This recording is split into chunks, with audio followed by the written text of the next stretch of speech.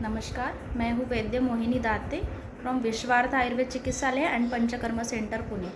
हम लोग हर बार हर फेस्टिवल में क्या कुछ महत्व रहता है किसी एक चीज़ का, उसके बारे में डिस्कशन करते हैं। तो अभी जो गणेश जी स्थापना का जो पीरियड चल रहा है, गणेश फेस्टिवल जो चल रहा है, उसमें हम लोग आज डिस्कस करेंगे दुर्वा के बारे में। तो दुर्वा जो होता है, हम लोग दर्भ जो होता है वो हम लोग गणेश जी को चढ़ाते हैं। तो वो दुर्वा का भी अपना एक महत्व है, उसके बारे में एक थोड़ी सी जानकारी मैं आज देना चाहती हूँ। जैसे दुर्वा को ग्रंथ में रेफरेंस दिया गया है कि दुर्वा जो होता है वो कषाय और मधुर रसात्मक होता है, उसका वीर्य शीत होता है और विपाक भी मधुर होता है।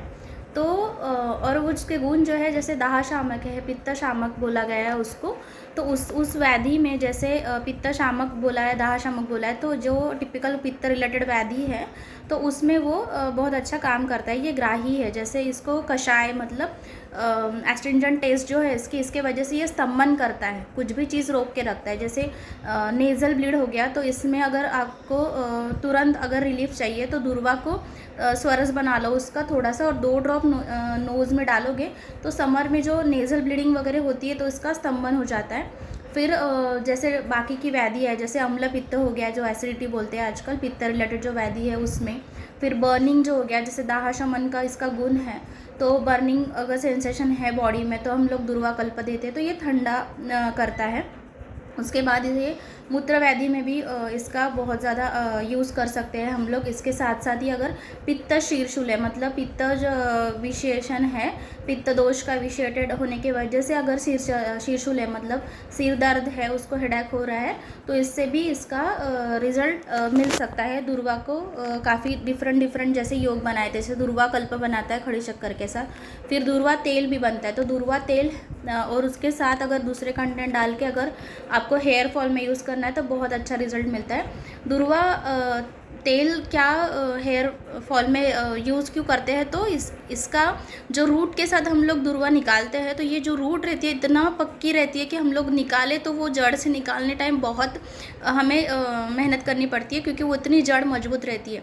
तो अगर जड़ से हेयर फॉल हो रहा है, हेयर गिर रहा है किसी के जड़ से, तो फिर ये दुर्वा का जो सिद्ध तेल है हम लोग उसको यूज़ कर सकते हैं। इसी के साथ साथ जैसे विसर्प व्याधि हो गया, तो अगर इसको मॉडर्न कोरिलेशन करें तो इसको हम लोग हर्पीस जिस्टर जो बोलते हैं। इस मॉडर्न मतलब एलोपैथी में जो भी डिसीजेज है, या तो बहुत ज़्यादा नोन लोगों को पता है हर्पीस जिस्टर, या तो मराठी में चाहे तो नागिन बोलते हैं उसको, और आयुर्वेद के अकॉर्डिंग तो हम लोग विसर्प बोलते हैं। जैसे विसर्पैती मतलब जो स्प्रेड होते रहता है सर्प के समान, उसको विसर्प बोलते हैं। तो आयुर्वेद में उसको विसर्प और मराठी में नागिन बोला जाता है, जो सर्प के समान स्प्रेड होता है बॉडी में, और उसके फफोले आते हैं पूरे बॉडी में, और अंदर से वो पेशेंट को बहुत दाह होता है। तो ये सब दुर्वा कल्प हम लोग उस पेशेंट में भी यूज़ कर सकते हैं।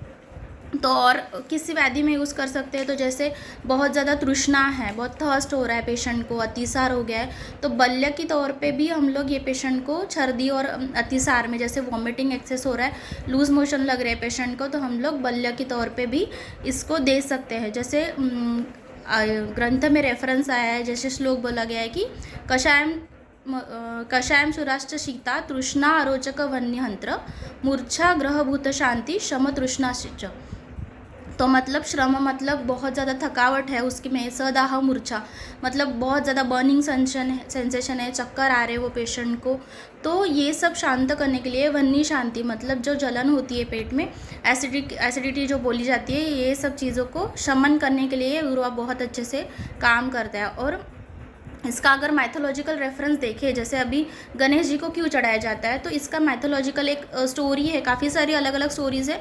उसमें से एक स्टोरी ऐसी है कि जब गणेश जी ने एक राक्षस को सॉलो कर लिया था, उस टाइम उनके पेट में बहुत ज़्यादा जलन हुई थी, तो उसको शांत करने के लिए उनको दुर्वा खिलाया था। तो उसी टाइम से हम लोग गणेश जी को दुर्वा खिलाते हैं कि उनकी ग्रहणी जो है, उनके जो पेट में जो जलन होती है वो शांत करने के लिए। तो इस टाइप से ये गणेश जी के जो स्थापना के दिन पर हम लोग दुर्वा के बारे में जान चुके हैं अभी।